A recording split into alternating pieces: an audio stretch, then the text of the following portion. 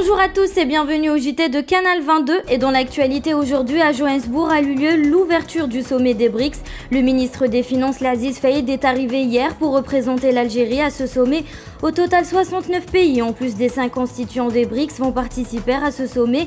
L'Algérie quant à elle avait demandé officiellement à rejoindre la nouvelle banque de développement des BRICS avec une première contribution à hauteur de 1,5 milliard de dollars.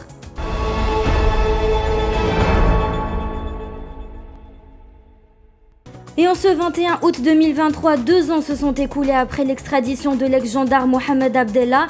En ce même jour, l'ex-adjudant-chef a été extradé depuis l'Espagne vers l'Algérie. À l'issue de sa comparution au sein de la gendarmerie nationale, il a été placé sous mandat de dépôt à la prison d'El Harrach. Hier, plusieurs mobilisations ont eu lieu près de l'ambassade algérienne en France et en Espagne. Des citoyens algériens se sont mobilisés pour dénoncer cette injustice. L'ancien sergent-chef de la gendarmerie nationale s'est fait connaître en 2018 via ses vidéos publié sur les réseaux sociaux. Il quitta ses fonctions dans les unités d'aviation de la GN et s'est réfugié en Espagne où il dénonce les abus des responsables de l'armée nationale. Ces vidéos ont suscité de nombreux visionnages en enregistrant un flux important. Les autorités espagnoles l'ont arrêté et l'avaient mis dans un centre de détention à Barcelone. Il fut également objet d'un mandat d'arrêt international émis par la justice algérienne. Dès lors, son épouse a lancé des appels aux ONG des droits de l'homme pour se mobiliser en faveur de son mari qui a introduit une requête d'asile politique.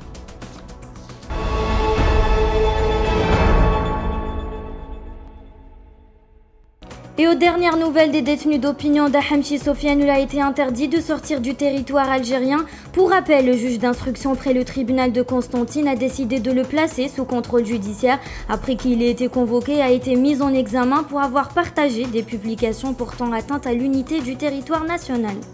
Et aujourd'hui, au sein même de ce tribunal aura lieu le procès des détenus d'opinion Raouf Farah et de son père Sebti Farah. Il y aura lieu également le procès du journaliste Mustafa Benjama et la lanceuse d'alerte Muntaha Habs, ainsi que Khadija Bouraoui.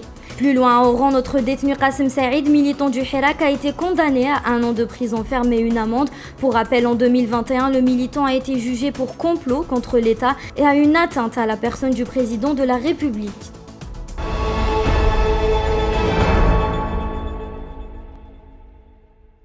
Et après que l'Algérie a exprimé fermement son rejet à l'option militaire au Niger, hier soir, la radio algérienne a rapporté que l'Algérie a donné une réponse défavorable à une demande de la France afin de survoler son territoire pour attaquer le Niger, en rajoutant que la réponse d'Alger est ferme et sans équivoque.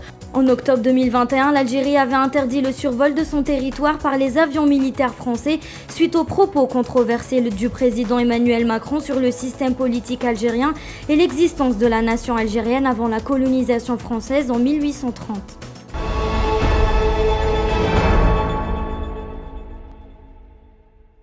Et passons à l'international, un rapport de l'ONG Human Rights Watch a suscité de nombreuses réactions. Le rapport dévoile que des centaines de migrants éthiopiens qui tentaient d'entrer en Arabie Saoudite auraient été tués par les gardes-frontières saoudiens. Les migrants tentaient d'entrer dans la riche monarchie du Golfe via la frontière avec le Yémen.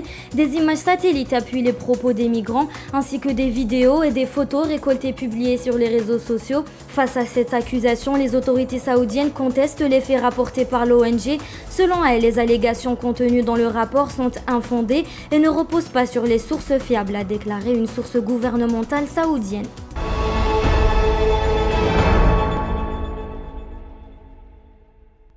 Et en France, hier dans la nuit, une fusillade a éclaté dans un quartier au sud-ouest de la ville de Nîmes. Les faits se sont déroulés aux alentours de 23 h. Parmi les victimes, un enfant de 10 ans qui a été tué. Selon des témoins, au moins 4 personnes cagoulées étaient présentes dans une voiture. Une information confirmée selon une source proche de France Info. L'une des personnes cagoulées a ouvert le feu. Dans la voiture se tenait un homme âgé de 27 ans, méconnu des services de police, ainsi que la victime âgée de 10 ans. L'oncle, quant à lui, est grièvement blessé. Il a été touché de 3 balles dans le dos. Le deuxième enfant se trouvant à l'intérieur du véhicule est quant à lui indemne.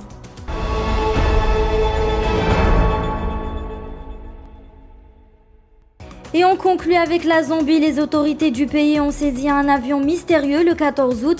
Une enquête minutieuse s'est enclenchée. Un journaliste égyptien spécialisé dans les enquêtes pour la plateforme de vérification des faits s'est plongé dans les détails de ce cas complexe, mettant au jour une série d'éléments importants concernant l'affaire. Il a été arrêté et resté 48 heures en détention puis libéré dimanche dernier. D'après les recherches, l'avion transportait près de 5,7 millions de dollars, 5 revolvers et une centaine de balles.